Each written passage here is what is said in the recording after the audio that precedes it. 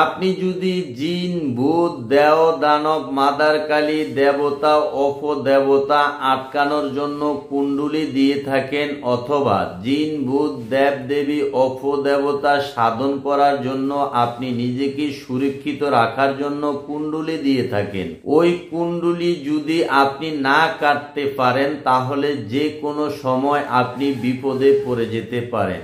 আজকের বলা এই মন্ত্রটি হলো কুণ্ডলী কাটার মন্ত্র।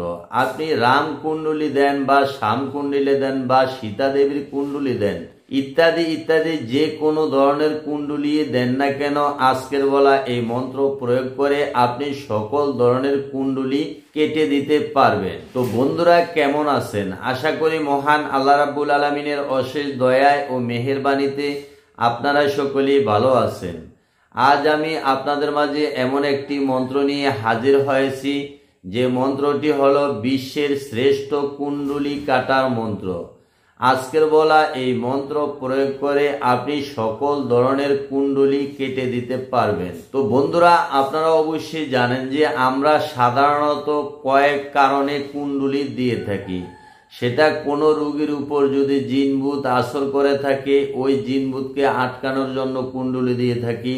আবার অনেক সময় বিভিন্ন দেব দেবী, অপদেবতা সাধন করতে গেলেও কুণ্ডলী দিয়ে থাকি। আবার বিভিন্ন কারণবশত কোনো কবরস্থানে বা কোনো শ্মশানে বিভিন্ন মন্ত্র সিদ্ধি করার সময়ও কুণ্ডলী দিয়ে থাকি। তো আপনি যদি ওই কুণ্ডলী কাটার মন্ত্র না জানেন বা ওই কুণ্ডলী কেটে না দেন, তাহলে যে কোনো সময় আপনি বিপদে পড়ে যেতে পারেন। যেমন কোনো রোগীর উপর যদি জিন, ভূত, দেও, দানব, মাদার কালী আসর করে থাকে, আপনি যদি কুণ্ডলী দিয়ে তাকে আটকে রাখেন, ওই কুণ্ডলী যতক্ষণ পর্যন্ত আপনি না কাটবেন ততক্ষণ পর্যন্ত ওই জিন, ভূত ওই কুণ্ডলীর ভিতরে আটকে থাকবে। তো আপনার যখন কার্য হাসিল হয়ে যাবে তখন অবশ্যই আপনি কুণ্ডলী কেটে দিয়ে তাদেরকে মুক্ত করতে হবে। তো আজকের বলা এই মন্ত্র প্রয়োগ করে আপনি যে কোনো ধরনের কুণ্ডলী দেন না কেন, ওই কুণ্ডলীকে কেটে দিতে পারবেন। তো কিছুদিন আগে যখন আমি সীতা দেবীর কুণ্ডলী মন্ত্র দিয়েছিলাম, কিভাবে রোগীর শরীরে জিন ভূত আটকে রাখতে হয় কুণ্ডলী দিয়ে, সেরকম একটি ভিডিও দিয়েছিলাম। আপনারা অনেকেই আমাকে কমেন্ট করে বলেছিলেন, গুরুজি এই কুণ্ডলী আমি কিভাবে কাটবো, সেই মন্ত্র নিয়ে হাজির হন। তাই আজকের বলা এই মন্ত্রটি আপনাদের মাঝে নিয়ে হাজির হয়েছি। তো চলুন আমি সর্বপ্রথমে আপনাদেরকে মন্ত্রটি দেখাই দিচ্ছি, তারপর মন্ত্রের নিয়ম কানুন বলে দিচ্ছি। চলুন মন্ত্রটি দেখে আসি। হ্যাঁ বন্ধুরা, আপনারা অবশ্যই মন্ত্রটি দেখতে পারতেছেন। আমি আপনাদেরকে মন্ত্রটি বলে দিচ্ছি। মন্ত্রটি হলো জিম যাই ফলনার কুণ্ডলী কাটিয়া গেলাম সাই, দোহাই আল্লাহর দোহাই আল্লাহর দোহাই আল্লাহর।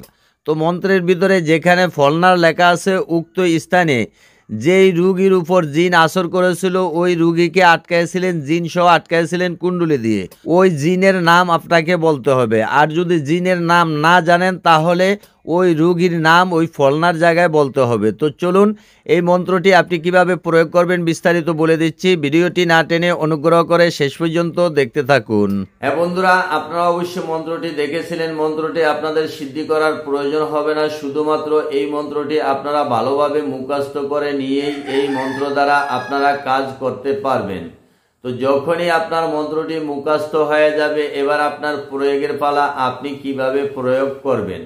তো আপনাকে প্রয়োগ করতে হলে যে কাজটি করতে হবে, আপনি যে কোনো কারণবশত যে কোনো ধরনের কুণ্ডলী দেন না কেন, আপনি ওই কুণ্ডলী কাটতে হলে যে কাজটি করতে হবে, আজকের বলা এই মন্ত্রটি একবার পড়তে হবে।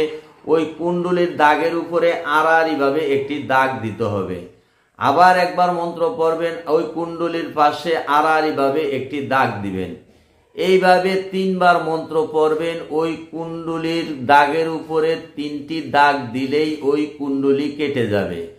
3টি দাগ একটির পাশে একটি করে এইভাবে 3টি দাগ দিতে হবে। 3 বার মন্ত্র পড়তে হবে, 3টি দাগ দিতে হবে। 3টি দাগ দিলেই ওই কুণ্ডলী কেটে যাবে। ওই কুণ্ডলীর ভিতরে যত জিন, ভূত, দেও, দানব, মাদার কালী আটকে আছে সকলেই অনায়াসে চলে যেতে পারবে। তো আশা করছি বুঝতে পারছেন। আল্লাহ হাফেজ।